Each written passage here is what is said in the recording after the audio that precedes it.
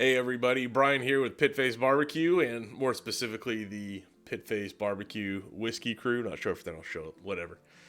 You're here for the special episode of Will It Christmas. I promised you guys a giveaway. We're going to do a giveaway. We're going to have a fun activity, and we're still going to review a whiskey and find out if it'll Christmas.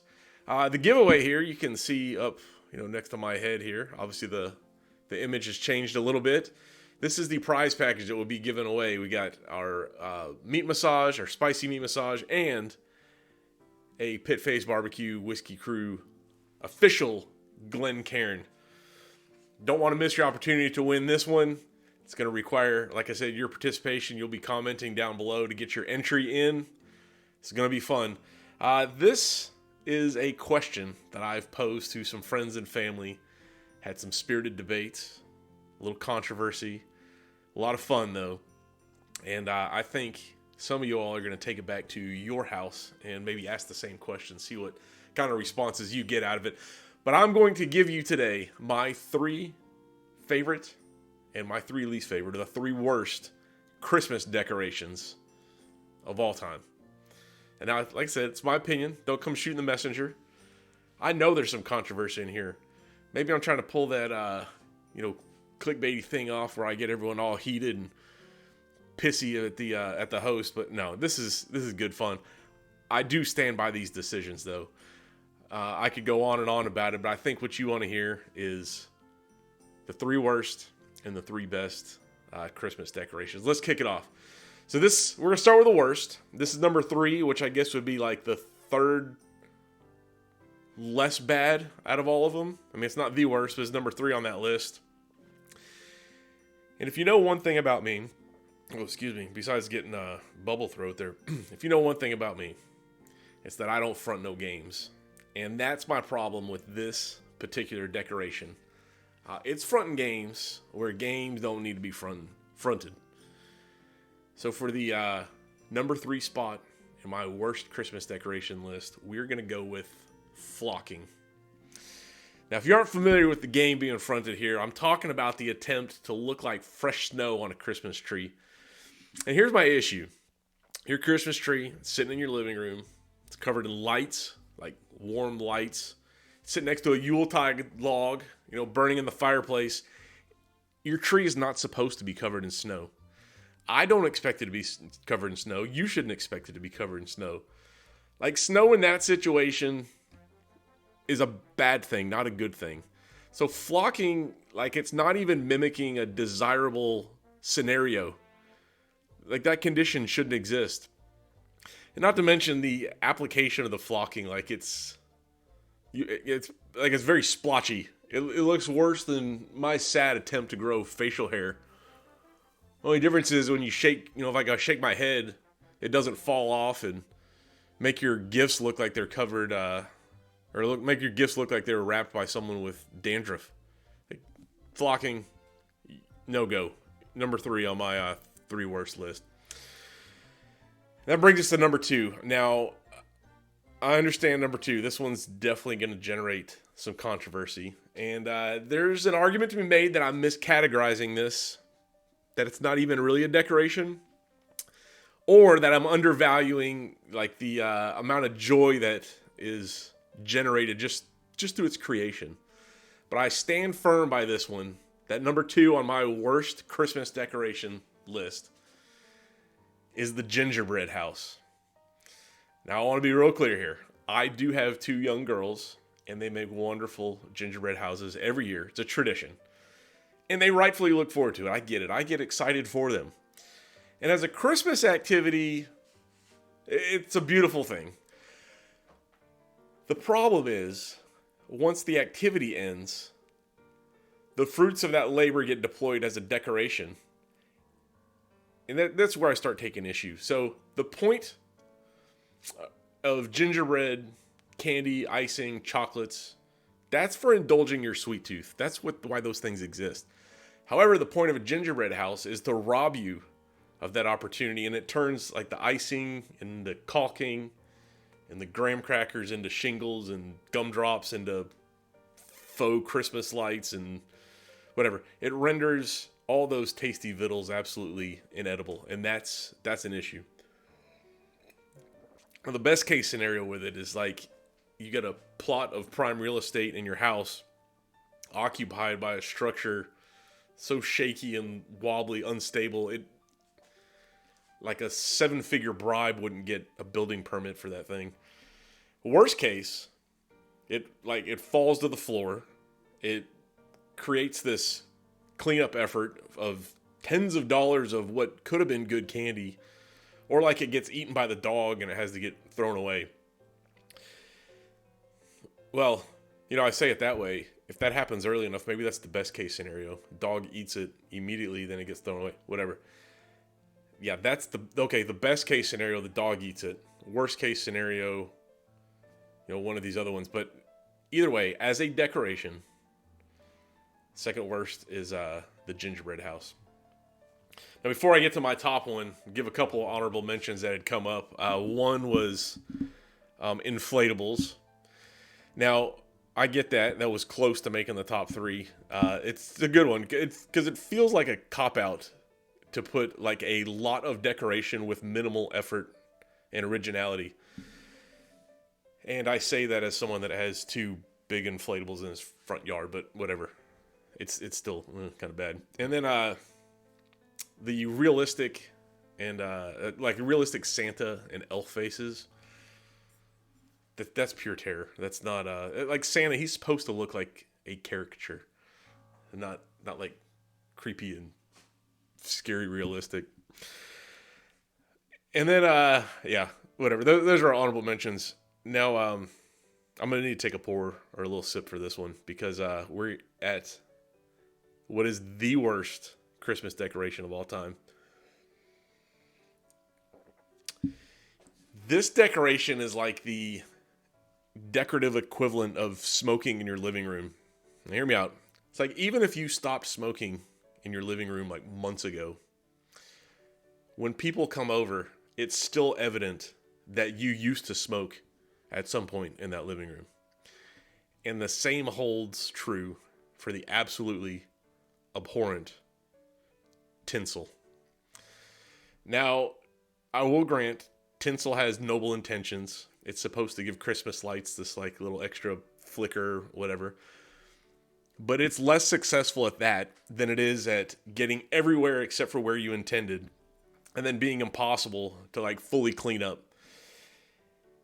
And it's also really good at ending up being eaten by the dog and then creating like the world's longest and shiniest dingleberry. That's all tinsel's good for. Like, and here's another thing. Like, it's actually anti-productive. With a real Christmas tree, I like to take, once it dies, throw it in the backyard, let it dry out a little bit, and you can use the branches, like snap them off. It's real good for kindling for a fire pit or something. You can't even do that once the tinsel's been on it. So, like, what's the point? And don't give me this crap about, now that it's bound together and it makes looks like a long boa or something. It's still the same crappy tinsel. That is the worst Christmas decoration. But let's move on. I don't want to stick around with the things that put me in the bad Christmas spirit. I want to get to the ones that put me in the good Christmas spirit. So here we go. Here's the top 3 best Christmas decorations. It starts with number 3. So for the third one, I'm going to go with the canvas upon which many Christmas motifs are painted. I will say it's often relegated to like just being the vessel for other decorations to be delivered into your living room. I think it's a bad shake. That's an unfair shake for this particular decoration. And I'm referring, of course, to the staple of any Christmas ensemble, and that is the Christmas tree. Now, I do support the artificial Christmas tree. It's got a place, I understand. But I'm referring here to the natural ones. Because there's just something a little bit more in the spirit when you have like the smell of fresh pine and, it's not perfect. There's those real true to life, imperfections in a real tree. I mean, lest we forget that Jackson Pollock, he applied his craft upon a piece of canvas. And we can't, I'm sitting here thinking, what am I talking about Jackson Pollock for? I should have I should have Bob Ross did. I mean, Bob Ross, he applies his craft to canvas as well. So while you're like looking at the paints don't exist there without the canvas. And you think of all of that decorative style that you have that you want to put in your living room. It can't exist without the tree there. Where do you hang that ornament? Where do you put those lights? Where do you put the star on top? You need the tree. And we got to give it a couple bonus points too, because it's the universal harbor for Christmas gifts. Like, everybody knows where the gifts go because of the tree. Like, you may not know where to put the extra casserole that you bring over for the dinner. You don't know who's taking the family photo. Nobody can remember how many maids are milking in the 12 days of Christmas, but you do know one thing, and that's where to stow your wrapped gift when you show up. So number 3, the Christmas tree. Now number 2, if we're gonna call the tree the canvas, it's only right that we move to what is probably the most common and visible medium by which people paint their Christmas decor. It also might be the oldest decoration. We'll get on to that here in a second. But I'm, of course, talking about the mighty Christmas light. Now, I know what you're probably thinking. I talked about flock earlier and how it was fronting games by pretending to be snow. And you could probably argue that lights are fronting games and pretending to be candles. But I think the light gets a pass. And the biggest reason is, like, a candle can exist in almost every situation that a light's used. It's like snow wouldn't exist where the flocking is on a tree in your living room. But lights could exist. Lights and candles, they could like kind of be interchangeable.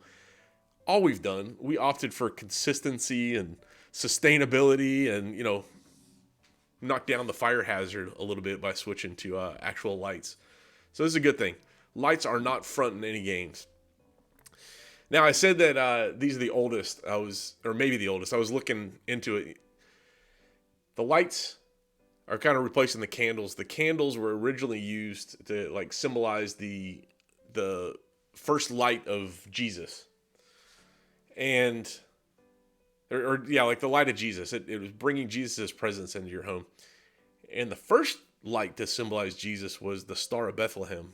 So, I mean, maybe in some like obscure way that half-working strand of lights falling off your roof line is like the holiest decoration that you have put up. And I will say there's a potential knock on lights. I mean, it is the first indicator that your neighbor maybe decorated a little too early and hasn't even let Halloween do its thing, let alone Thanksgiving. But you cannot pin this on the light. That's on the user. The light is absolutely the number 2 Christmas decoration of all time. Before we get to number 1, let me give a shout out to a couple honorable mentions. One was kind of a controversial pick again. This was Christmas music. Now, it's controversial because we couldn't decide if it was actually a decoration. Some folks argued against, some argued for. And I mean, you think about it, if you're creating a holiday ambiance or, Christmas environment, you got to play the music. I mean, it's like decorating your eardrums. As long as it's not that Mariah Carey or that god-awful, that Paul McCartney. I could do a whole other episode on the yin and the yang between Paul McCartney's Christmas song and John Lennon's Christmas song. Like how 2 of the greatest songwriters of all times could be that far apart on a Christmas song. Whatever, Christmas music was a honorable mention. And then the other honorable mention was the nativity scene. Now, it's hard to knock baby Jesus off any list. But the nativity scene just didn't quite make it up there. And it was, honestly, it's due to lack of versatility. That's all it was. Appreciate the decoration. Appreciate what it means. The versatility is kind of what hurt it. And now, it is time for my number 1 Christmas decoration of all time. Now, this decoration, it's the only choice when a legion of decorations is required to pull off your scheme. you organize this properly, this particular decoration, it represents both the forward edge and your last line of defense in attacking the bah humbugs for Christmas season. And I'm talking about nothing other than the valiant, the capable, the Nutcracker. I think, yeah, I should have brought him into the video, right? We're talking about the Nutcracker. Now, the Nutcracker, I think it's Germanic in origin, and I think it originally meant to bring like good luck and protection to the homes that they were in. And it's the titular character of what is probably the most well-known ballet in the entire world.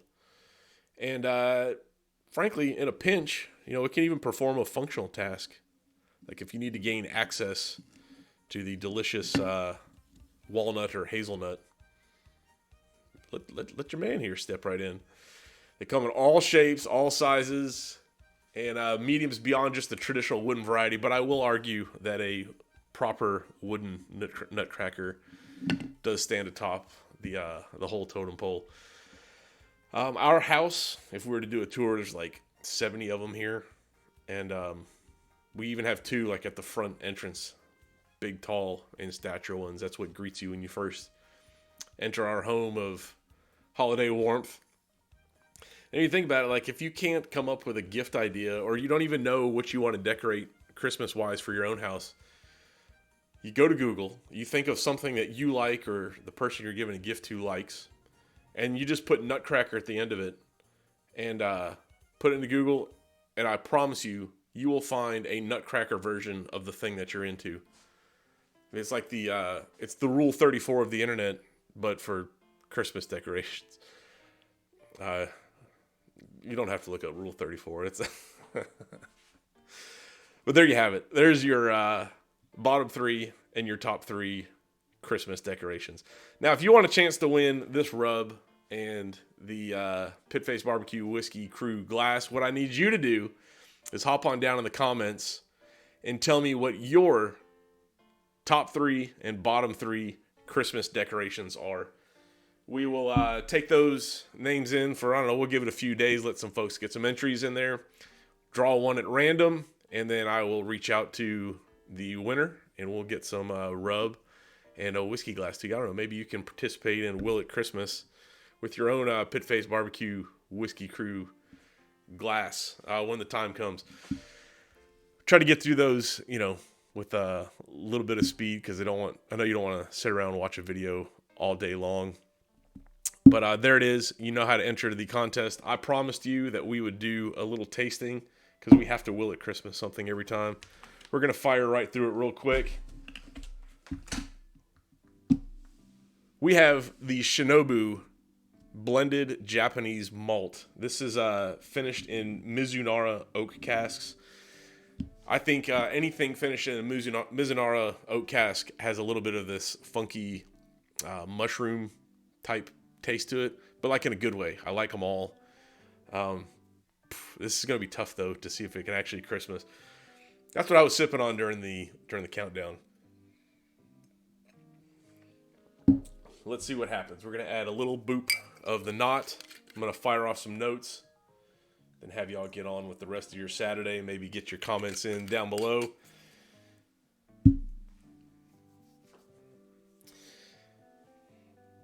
Yeah, ooh. So it's definitely a weird, funky, just smells old, but like not in the good way.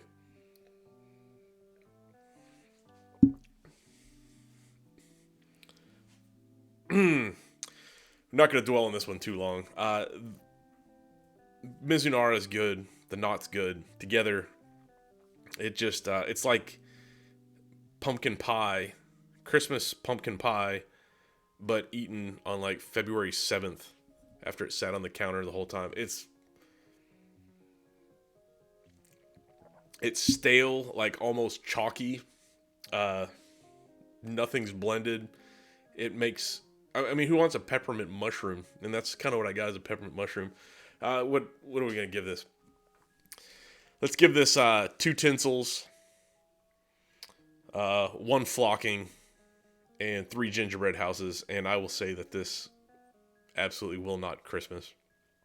It was fun. I'm glad I tried it. I mean, I'm bordering on sobriety here pretty soon, so I might as well finish the rest of this to stave that off for at least another 30 minutes. Hey, this was fun. Hope you like the Bob Ross. Even though I referenced Jackson Pollock, that was kind of stupid. It does hide the nipples a little better. You know how to enter the contest to win these awesome prizes. Get your comments down below. Tell me your 3 favorite Christmas decorations, the 3 worst Christmas decorations. Let's get some entries in there. Y'all have a good rest of your Saturday. Keep building that holiday cheer, and we'll see you on the next one. Cheers, all. Jackson Pollock, I mean, he's right there.